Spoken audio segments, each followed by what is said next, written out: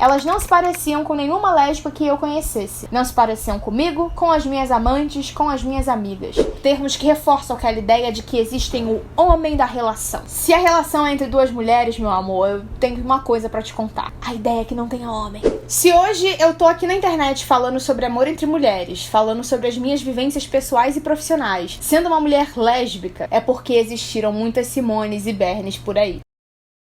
Olá, eu sou Mariana Mortani, sou jornalista, roteirista e tradutora e estou aqui no YouTube falando sobre protagonismo sáfico em livros, filmes e séries. Fica o convite para você se inscrever aqui no canal, onde a gente tem muitas playlists com dicas, análises e lives sobre histórias de ficção ou não que colocam o amor entre mulheres em pauta. Desde o mês passado eu tô aqui no canal falando sobre Daisy Jones and the Six semanalmente, essa série do Prime Video que é uma adaptação do livro homônimo aqui de Taylor Jenkins Reid. Foi uma grata surpresa receber os episódios da série antecipadamente e descobri que a personagem Simone teria um arco evidenciando um relacionamento sáfico. Então hoje eu quero falar só sobre essa personagem, sobre a importância desse seu arco narrativo, evidenciando aspectos relacionados com a nossa realidade. Se você curtir esse conteúdo, eu peço que deixe, por favor, o seu like aí embaixo, assim você me ajuda a alcançar mais pessoas e o YouTube entende que o meu conteúdo é relevante.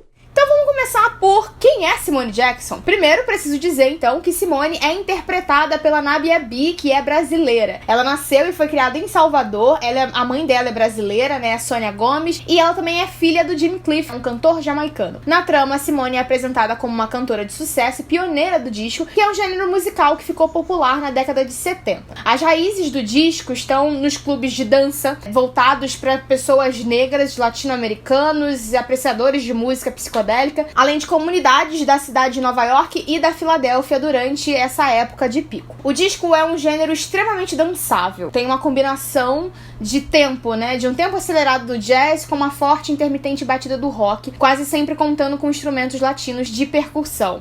Uma das coisas mais interessantes da era disco é que não havia somente um estilo de música, mas um estilo de vida, um modo de andar, de falar, de agir, uma moda que girava em torno disso tudo. Só que as pessoas não estavam atuando, elas eram aquilo. As raízes do disco vêm de pessoas que faziam parte de minorias e naquela época social, que era muito difícil, queriam estar dançando despreocupadas, se importando apenas com o hoje, com a pista de dança, que era o local ideal para se soltar de todas as repressões e se libertar em todos os sentidos. E isso conversa demais com o enredo da Simone na série. No início da temporada, Simone é inserida a partir de uma fala importante da Daisy, que é a nossa protagonista, né, e que disse que a amiga mudou a sua vida. Ela, que era backing vocal de uma artista em ascensão, é questionada por Daisy no seu primeiro encontro sobre as suas ambições, uma vez que a ruiva diz que Simone é boa demais pra ficar em segundo plano. E nesse momento eu já fiquei em alerta, porque no livro, né, Simone sempre tá em segundo plano. É um fato que a personagem tá aqui apenas pra ser um apoio do arco da Daisy. Ela já era mais, na verdade, só que não havia tempo hábil na narrativa para as suas questões, uma vez que o livro é todo narrado em formato de documentário, né? As entrevistas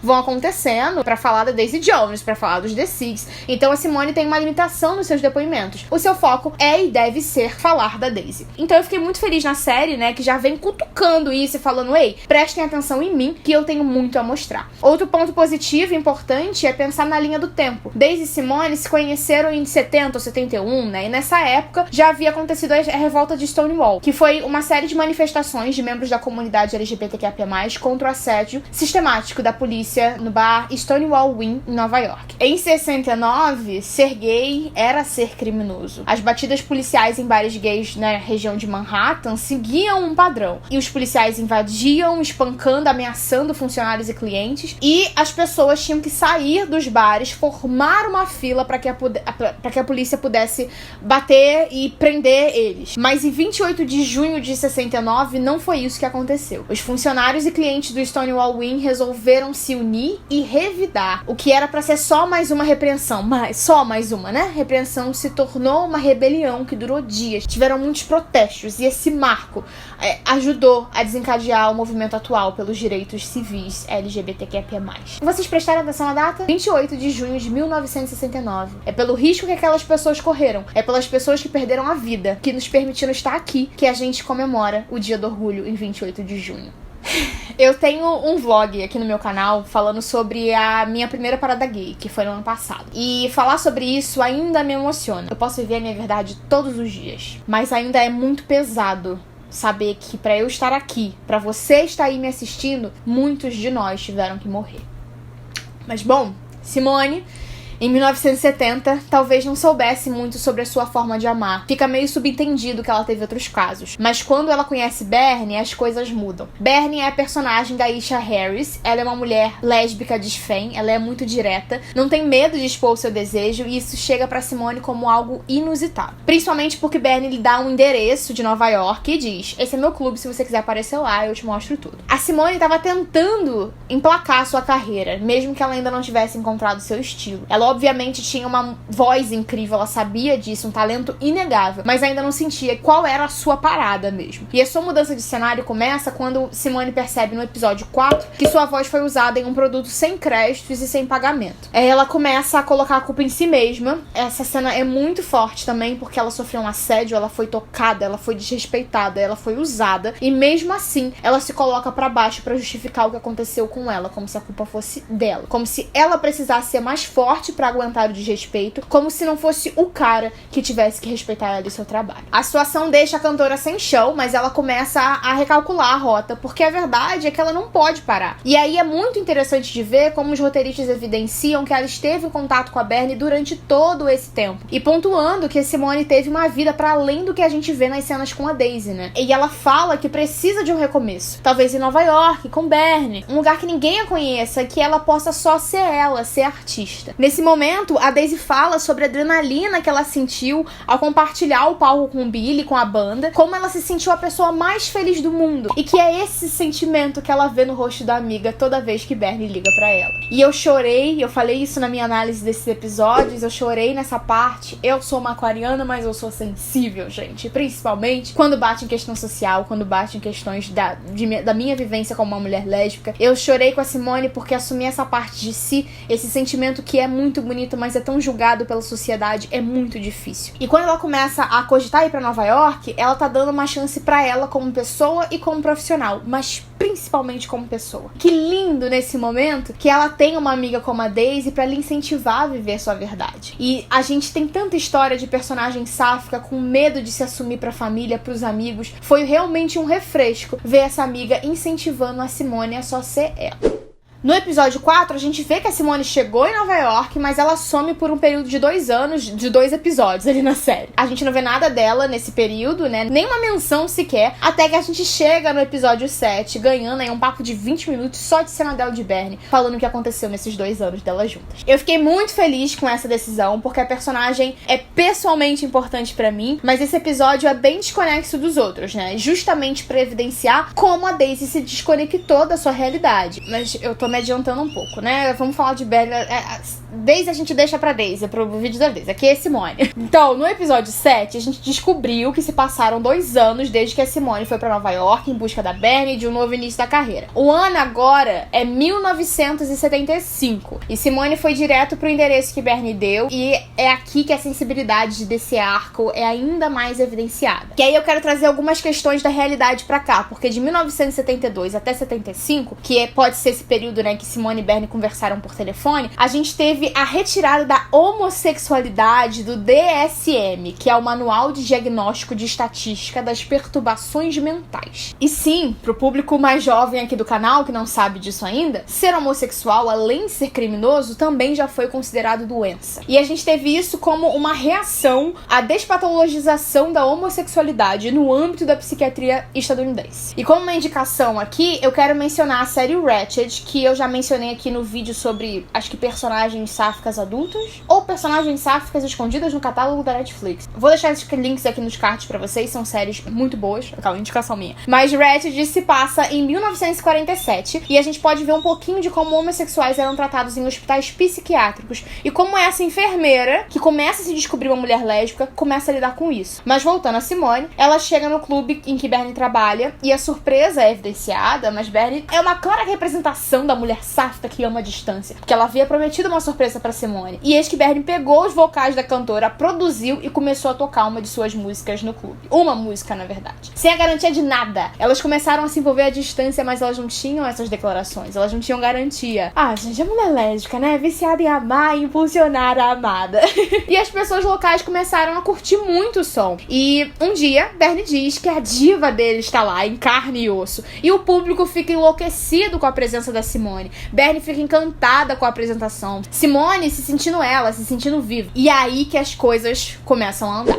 Em 1976, a música da Simone estoura. Vocês lembram do que a gente falou sobre as raízes da música disco e tudo mais? Nessa trama de ficção, a Simone não é considerada uma das rainhas do disco e pioneira do gênero à toa. A sua música falava sobre liberdade, sobre se conhecer, sobre se reconhecer, mesmo que as pessoas ao seu redor não fizessem. E ouvindo ela ali, vendo essa apresentação e tudo mais, a força da Simone como personagem nas telas, eu lembrei muito de Diana Ross e o hino I'm Coming Up, que foi lançado em 1980, e Gloria Gaynor com outro hino da nossa comunidade, I Will Survive. Enfim, vão lá assistir esses vídeos depois e, novamente, vamos voltar pra Simone. Sua música falava sobre liberdade e reconhecimento. Ela e Bernie gravaram, produziram numa pequena gravadora e mandaram pra todos os DJs que elas conheciam. Investiram demais e chegaram a fazer 4 shows por noite. Elas também começaram a quebrar a bolha, com a Simone e a Bernie se apresentando em discotecas no centro da cidade, em clubes de gente branca, com apenas 2 músicas, mas levando as pessoas à loucura. E eu achei muito bonito que evidenciaram que elas exploraram todos os locais possíveis, quebrando mesmo algumas limitações de paradigmas, etc. Mas que todas as noites elas gostavam de fechar no Better Days, que significa dias melhores, e era o clube da Bernie. Porque lá era o porto seguro delas, era lá onde as pessoas realmente as entendiam. Isso é sobre acolhimento, é sobre respeito, é sobre pertencimento. A Simone ainda não se sentia confortável pra dançar com Bernie, mas produzir as músicas juntas, dançar pra ela na discoteca, manter esse contato visual nas apresentações, sentir esse apoio, era muito importante. E a gente tem muitas sutilezas como esses olhares no arco da Simone, como o momento em que ela fecha a janela quando elas estão se beijando, quando o Bernie vai beijar a Simone em público, mas na discoteca, mas ela diz, tem muita gente olhando. Quando elas estão no carro, estão chegando bem próximas, mas o motorista percebe pelo retrovisor e a Simone recua. É um medo constante que tá presente na vida de muitas pessoas LGBTQIA+. Detalhes que vão passar despercebidos essa necessidade em vários vídeos aqui, percebidos pra muitas pessoas hétero, mas que causam um impacto gigante pra gente por conta do reconhecimento. Todas essas cenas de Simone e Bernie são importantes pra gente chegar no momento em que Daisy envia um chamado pra melhor amiga. No episódio anterior da série, a gente viu que a Daisy foi pra Grécia. E a gente já fala um pouco sobre esses motivos, mas é aí que a Simone larga tudo por pensar que a amiga tá em apuros e acaba perdendo algumas oportunidades relacionadas ao trabalho por um capricho da Daisy. A gente sabe que a Simone era a única pessoa que a Daisy tinha. Eu falei nas análises sobre como Simone era o único elo de Daisy com a realidade e a sobriedade. Só que Daisy foi muito irresponsável ao mandar uma mensagem alarmista como aquela. E falando sobre coisas alarmistas, a gente tem aí o Nicolo, que vem a se tornar o marido da Daisy, que é uma grande bandeira vermelha pra Simone e pra Bernie. A Simone percebe todos os problemas nele e nessa relação. Só que essas coisas são coisas que a Daisy acha que são soluções pro vazio da vida dela. A Daisy é uma mulher cheia de privilégios, privilégios que a sua cor, sua beleza, seu talento demais, lhe proporcionam para além do seu berço, né? Ela não teve privilégios relacionados à família. A gente já falou sobre essas questões aqui também nas outras análises. É uma personagem sem apoio, é uma personagem que criou uma personagem pra se distanciar do que ela era, e ao ser confrontada com uma adversidade, ela recua, ela foge. E tudo bem, ela podia tirar um tempo das suas obrigações, da sua personagem, né, que é a Daisy se chama Margaret na série, etc. Mas ela deixou a crise pra trás por não dar conta das críticas. Palavras como viciada, lunática e egoísta na matéria sobre ela e a banda na Rolling Stones a fizeram olhar pra um lado que ela não quer olhar. A fizeram encarar uma verdade sobre si mesma que ela não quer enxergar. Então ela foge pra se desconectar.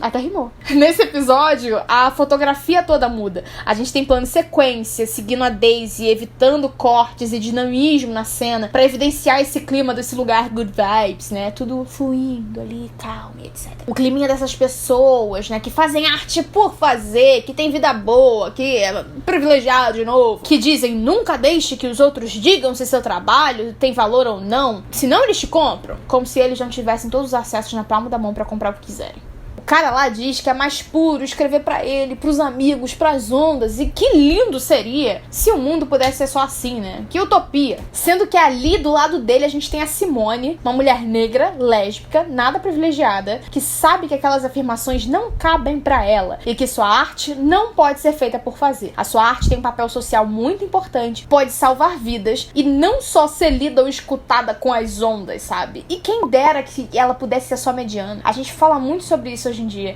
Como pessoas negras não podem ser medianas, como pessoas negras têm sempre que ser mais. E é esse ponto que me bate aí. Não tem problema você fazer as suas coisas por fazer se você tem esse acesso. Não tem problema ser mediano. Mas você esquecer desses recortes, você tomar isso como uma verdade, como se todo mundo tivesse que fazer isso, esquecer da realidade das coisas, aí, meu amigo, não tem papo não. Nesse momento, a gente tem muitas questões aí relacionadas a Daisy e Simone, mas isso fica pra análise geral dos episódios, pra nossa live. Ativem as notificações aí pra não perder. Já deixaram like, inclusive, não esqueçam, por favor. Mas agora eu quero pular pro momento em que Bernie se declara. A Bernie fala pra Simone que tá apaixonada e esse é mais um compromisso com ela do que uma simples exposição. Até então, é como se o casal só existisse dentro da casa. E pela primeira vez, elas estão juntas ao ar livre, rodeadas de pessoas. Fiz um vídeo sobre isso, sobre essa questão, né, de você, do mundo sáfico, sobre se assumir, sobre assumir um relacionamento e sobre fazer com que a pessoa que tá com você seja um segredo, o seu segredo, né? Eu falei disso no vídeo sobre o arco narrativo da Layton, que é uma personagem de Sex Lives of College Girls, que é uma série que eu adoro. Então eu vou deixar aí nos cards também pra vocês. Foi um papo muito, muito importante, eu espero que vocês assistam, porque uma coisa é você ter uma vida mais privada, não se expor muito, mas não se esconder. O que a Simone faz é esconder o relacionamento, esconder a Bernie. E assumir um compromisso com Bernie pode significar cantar em clubes pequenos para sempre e sofrer muito, muito preconceito fora desses clubes. Essa questão ainda vai ser mais evidenciada nos próximos episódios, não foram ao ar ainda enquanto eu tô gravando e quando vocês assistirem isso daí. Aguardem as minhas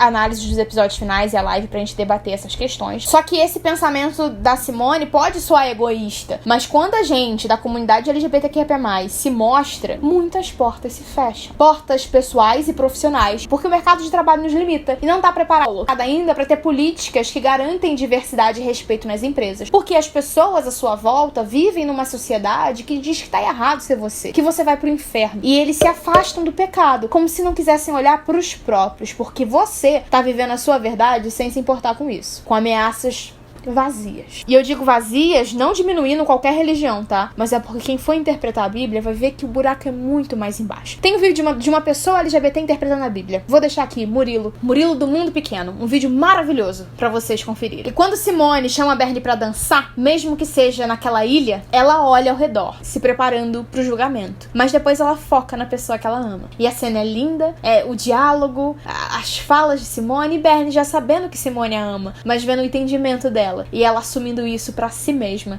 que é muito importante. E a gente tem nesse período um personagem muito importante, que é o Nicolo, marido da Daisy.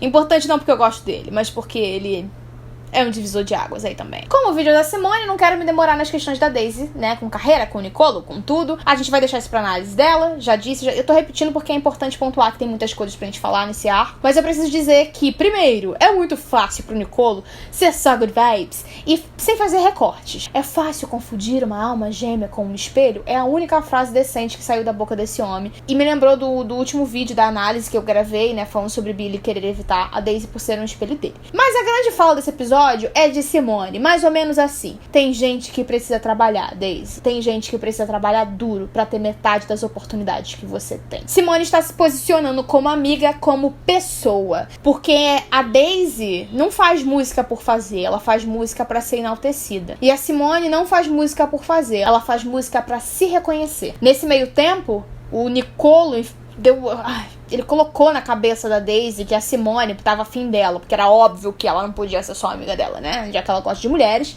E quando a Daisy questiona a amiga, é uma baita de uma falta de respeito com a relação delas, com tudo. Porque cenas como essa parecem simples, mas muitas vezes são difíceis de assistir. Eu já fui questionada por uma pessoa que eu considerava muito minha amiga. E eu passei por outras situações com pessoas que nem me importavam, mas que foram difíceis também. Mulheres no ambiente de trabalho ou num ambiente de amigos, de gente que eu nem conhecia, que me vem sendo simpática e querendo papo apenas porque eu queria papo, dizendo pra outras pessoas assim, acho que ela tá afim de mim, acho que ela deu em cima de mim. Ou falando pra mim, olha, eu só quero amizade, tá? Como se eu só tivesse segundas intenções com mulheres porque eu sou lésbica. Colocando sempre as lésbicas nesse lugar de predadoras. E quando a Simone diz que a Daisy é egoísta, quando ela fala a verdade na cara dela, quando isso é externalizado, né, e não apenas são palavras escritas numa revista que ela leu, eu não consegui nem comemorar, porque a cena das duas foi realmente sensível pra mim. E que bom que os roteiristas conseguiram falar sobre isso, que eles conseguiram evidenciar muitas das questões presentes nas nossas vivências. A Simone some de novo no episódio 8 da série por conta desse distanciamento com a Daisy e volta a aparecer só no episódio 9. 9. No finalzinho do 9? Não tô lembrando agora. Mas como esses episódios ainda não foram lá, eu não vou comentar nada além da informação, de uma informação que já foi dita pela própria atriz. A gente tem Simone de volta, a gente tem Simone cantando The River com Daisy Jones e os The Six nos próximos episódios. E a gente também vai ter mais questões sérias do seu arco, principalmente um conflito relacionado ao trabalho e a exposição do seu relacionamento. Então esse papo fica para as próximas lives, mas eu queria falar mais algumas coisinhas aqui antes de me despedir, porque é importante a gente conversar sobre as camadas de Simone, o que tornam a Simone ainda mais forte como um personagem e como uma presença nessa série que fala sobre os anos 70. Porque nos anos 70 no Brasil, o termo Maria Sapatão começou a circular. A origem desse termo é um apelido pejorativo, né? Não é nem um termo, né? Vem de uma preferência de algumas mulheres por sapatos masculinos que eram muito maiores que seus pés. Naquela época as roupas eram ainda mais divididas, né, em gênero, uma ideia muito binarista, e esse apelido evidenciava o nojo que as pessoas sentiam por essas mulheres errôneas. Machuda é outro termo que foi muito usado pra xingar a gente, né? Eu digo a gente, mulheres lésbicas, independente, eu não sou uma mulher lésbica desfém. Mas a gente teve adaptações mais recentemente, como boyzinho, machinho, bofinho, que tentam amenizar um pouco o tom da coisa toda, né?